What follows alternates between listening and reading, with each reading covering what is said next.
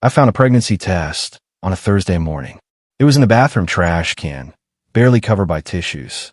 2 pink lines. Positive. I stood there staring at it, trying to remember the last time my wife Kelly and I had been intimate. January. It was now May.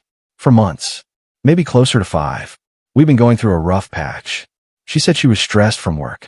I've been traveling a lot for my job. We'd grown distant, but not pregnant distant. I pulled out my phone and took a photo of the test. Then I did the math in my head. If she was pregnant now, conception would have been sometime in March or April. We definitely hadn't had sex then. I walked downstairs. Kelly was in the kitchen making coffee, dressed for work. Morning, she said, not looking up from her phone. Morning. Can we talk? I have a meeting at 9. Can't wait. No. She looked up, annoyed. What's wrong? I showed her the photo on my phone. I found this in the bathroom. Her face went pale. Where did you find that? In the trash. Is it yours? Ah, yes.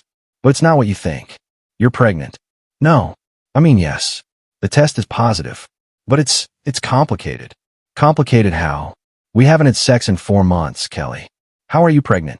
She set down her coffee. Can we please talk about this tonight? I really can't be late. No. We're talking now. How are you pregnant if we haven't been together? She was quiet for a long time. Then, I made a mistake. What kind of mistake? I was lonely. You're never home. I met someone at work. It just happened. I felt cold. You're pregnant with another man's child. I don't know if I'm keeping it. I just found out yesterday. I haven't decided anything. Who is he? Does it matter? Yes.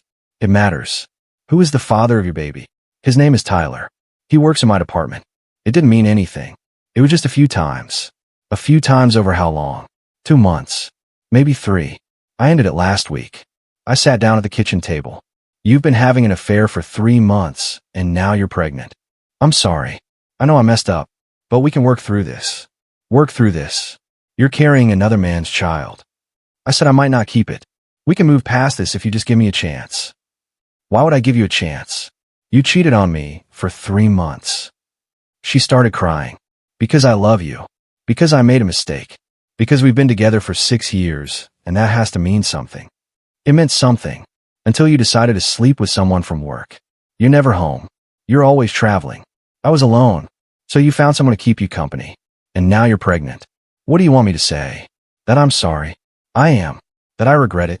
I do. I want you to leave. Now. What? Get out. Go stay with your sister or a friend or Tyler for all I care. But I want you out of this house. You can't kick me out. This house is in my name.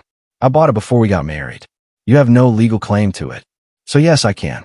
Please, David. Don't do this. We can fix this. There's nothing to fix. You're pregnant with another man's child. That's not something we fix. That's something we divorce over. She grabbed her purse. Fine. I'll leave. But you're going to regret this. The only thing I regret is not seeing this sooner. She slammed the door on her way out. I sat at the kitchen table for a long time, phone in my hand, staring at the photo of the pregnancy test. Then I called my attorney, Helen Porter. Helen, I need to file for divorce. David, what happened? My wife is pregnant. We haven't had sex in 4 months. She admitted to a 3-month affair with a co-worker. Oh, David, I'm so sorry. Did she say who the father is? Tyler. Someone from her office. She says she ended it last week. Does she know she's pregnant? Yes. She took the test yesterday. I found it this morning. She admitted everything. Did you get her admission in writing? No. Should I have recorded it? It would have helped. But we can work with what we have. David, this is going to get complicated if she decides to keep the baby. What? Because in this state, if a woman gives birth while married, her husband is presumed to be the legal father. Even if you're not the biological father. You're kidding. I'm not. We'll need to establish paternity immediately. If she has the baby, we need a DNA test to prove you're not the father. Otherwise, you could be on the hook for child support. For a child that isn't mine. For a child born during your marriage. The law is complicated. So what do? File for divorce immediately. Document everything. Get the timeline in writing if you can. And if she has the baby, demand a paternity test before the birth certificate is signed. What if she refuses? Then we go to court and force it. But David, this is going to be messy. Are you prepared for that? I just want out. As fast as possible. I'll start the paperwork today. Over the next week, Kelly tried everything. She called constantly. sent emails, showed up at my house. I ended the pregnancy, she said when I answered the door 3 days later. I'm not pregnant anymore. We can move past this now. You think that fixes this? I thought that's what you wanted. For it to go away. I wanted you to not cheat on me. That's what I wanted. Whether you're pregnant or not doesn't change what you did. I made a mistake. How many times do I have to apologize? I'm not looking for apologies. I'm divorcing you. The paper should be delivered today or tomorrow. You already filed the day you left. You didn't even give me a chance to fix things. There's nothing to fix, Kelly. You had an affair. You got pregnant. You lied to me for months. There's no coming back from that. So that's it. 6 years together and you're just done. You were done the first time you slept with Tyler. I'm just catching up. She was served the next day at work. Called me screaming. You had me served at my office. In front of everyone. Where did you want to be served? At Tyler's place. Everyone knows now. Everyone's talking about it. Then maybe you should have thought about that before you got pregnant by your coworker. She hung up on me. The divorce moved forward. Her attorney tried to argue she deserved half the house.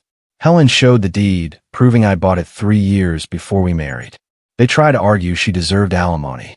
Helen argued that her adultery and pregnancy by another man negated any claim to support.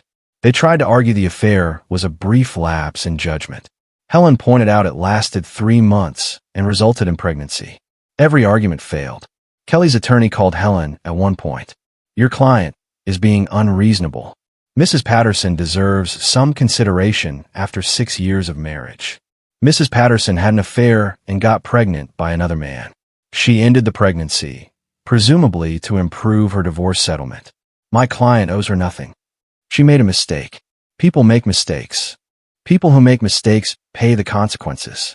Mrs. Patterson will get her personal belongings and her car. That's our offer. We'll fight this in court. Please do. We have documented timeline, admission of affair, proof of pregnancy. Your client will lose. They settled a week later. Kelly got her personal items, her car, and nothing else. 3 months after I found the pregnancy test, the divorce was final. Kelly moved in with Tyler. I heard through mutual friends that the relationship was rocky. Apparently, he hadn't known she was married when they started seeing each other. When he found out she'd gotten pregnant, he'd wanted nothing to do with her. But she'd had nowhere else to go, so he'd let her stay temporarily. For months after the divorce, I ran into one of Kelly's co-workers at a coffee shop. David, hi. I heard about the divorce. I'm sorry. Thanks, Michelle. How are you? I'm good. I actually want to tell you something. About Kelly. I'd rather not. Tyler isn't who she said he was. I paused. What do you mean? He's married. Has 2 kids. Kelly knew the whole time. His wife found out about the affair when Kelly got pregnant. She kicked him out. Kelly told me he was single, that he didn't know about me. She lied. He knew she was married. She knew he was married. They were both cheating on their spouses. Why are you telling me this? Because Kelly's been telling people at work that you were abusive, that you controlled her money and isolated her from friends. I know it's not true. I've known you both for years. I wanted you to know what she's saying. I took a deep breath. Thank you for telling me. I'm sorry. I know this is hard. It's fine. I'm moving on. And I'd started going to the gym again, spending time with friends I'd neglected, focusing on work. 6 months after the divorce, I met someone. Her name was Emma. She was a physical therapist, straightforward and honest. On our 3rd date, she asked about my divorce. What happened? I found a positive pregnancy test. My wife and I hadn't been intimate in 4 months. She admitted to having an affair with a married co-worker. She got pregnant, then ended the pregnancy when she realized it would hurt her divorce settlement. Emma's expression was serious. That's a lot to process. But it showed me who she really was. And that made the decision easy. Are you over it? I'm over her. Still processing the betrayal. But getting there. That's honest. I appreciate that. A year after the divorce, Emma and I moved in together. Got a new place neither of us had history with. Fresh start, she said as we unpacked boxes. Exactly what I need. 2 years after finding the pregnancy test, I married Emma. Small ceremony, close friends and family. My best man gave a toast. To David, who learned the hard way that some people show you exactly who they are. And to Emma, who shows him every day what real partnership looks like. That night, Emma asked, "Do you ever think about Kelly?" Sometimes. Mostly I think about how lucky I am that I found that pregnancy test. Lucky. If I hadn't, I might have stayed married to her for years, never knowing. She could have had the baby, claimed it was mine, and I might have believed it. That's true. So yeah, I'm lucky. That pregnancy test saved me from years of lies. 3 years after the divorce, I heard Kelly had gotten divorced from Tyler. The affair that ended 2 marriages hadn't survived reality. 5 years after finding the pregnancy test, Emma and I had our first child, a daughter named Sophie. Holding her in the hospital, I thought about Kelly's pregnancy, the one that wasn't mine, the one she'd ended. I felt nothing but relief that this child, my actual child, was with someone I trusted. What are you thinking? Emma asked. That I'm grateful. For Sophie. For you. For the life we built. Me too. 10 years after the divorce, I was coaching Sophie's soccer team. Emma was pregnant with our second child. We bought a house with a big yard for the kids. One of the other parents asked me once, "You seem like such a dedicated dad. Were you always this involved?" I didn't always have the chance to be. My first marriage didn't work out, but it taught me what I wanted. A real family, built on honesty. Well, you have that now. I do, and I don't take it for granted. That night, putting Sophie to bed, she asked, "Daddy, did you have another family before us?" I was married before I met Mommy, but I didn't have kids. Why not? Because I was waiting for the right person. For your mom. I'm glad you waited. Me too, sweetheart. After Sophie fell asleep, I found Emma in the kitchen. She asked about my first marriage tonight. What did you tell her? That I was waiting for the right person. For you. That's sweet. Is it true? Completely. If Kelly hadn't gotten pregnant by someone else, if I hadn't found that test, I might still be with her. Might have missed meeting you. Might not have Sophie. So you're grateful for the pregnancy test. I'm grateful for the truth. However it came out. Emma kissed me. The truth set you free. It did. And let me hear. To you. To Sophie. To our family. No regrets. None. You. Not one. 15 years after finding that pregnancy test, Sophie was 12. Our son Jack was 7. Emma and I had been married 13 years. I rarely thought about Kelly anymore. She was part of a past that felt like it belonged to someone else. But every now and then, when life felt particularly good, I'd remember that Thursday morning. Finding the pregnancy test in the trash. Doing the math. Realizing what it meant. That moment had felt like the end of everything. But it had actually been the beginning. The beginning of honesty with myself about what I deserved. The beginning of standards I wouldn't compromise. The beginning of the path that led to Emma and our kids and this life. Kelly's pregnancy test had revealed more than just her affair. It had revealed what I wouldn't accept, what I wouldn't tolerate, what I wouldn't pretend not to see. She'd gotten pregnant by another man while married to me, and I'd chosen to walk away completely. No second chances for someone who'd lie that deeply. No forgiveness for someone who'd risk my health and future that thoroughly. Just a clean break and a clear conscience. Kelly had thought she could hide it. Have the baby, claim it was mine, and I'd never know. Or in the pregnancy, apologize, and I'd forgive her. But finding that test had given me clarity, and I'd use that clarity to build something real. With someone who'd never dream of doing what Kelly did. Who'd never bring that kind of deception into our home. Who'd never risk our family for a 3-month affair with a married coworker. Emma was the opposite of Kelly in every way that mattered. Honest where Kelly had lied. Committed where Kelly had strayed. Trustworthy where Kelly had betrayed.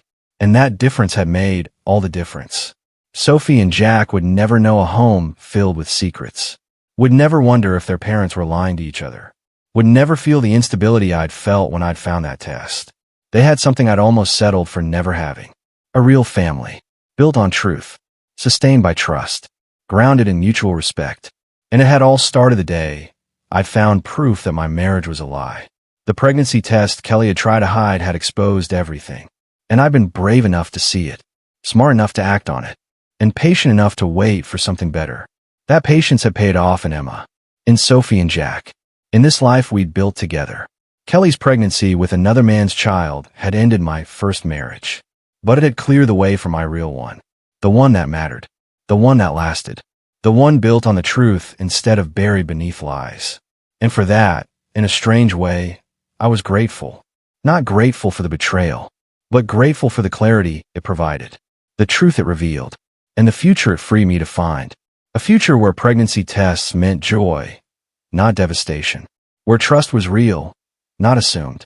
where family was chosen, not compromised. Kelly had thought she could hide her affair, but biology had told the truth, and I'd been wise enough to listen. That wisdom had saved me and built this. Everything that mattered, everything that lasted, everything that was real. 2 pink lines on a pregnancy test. The end of my first marriage. The beginning of my actual life. I take that trade every single time.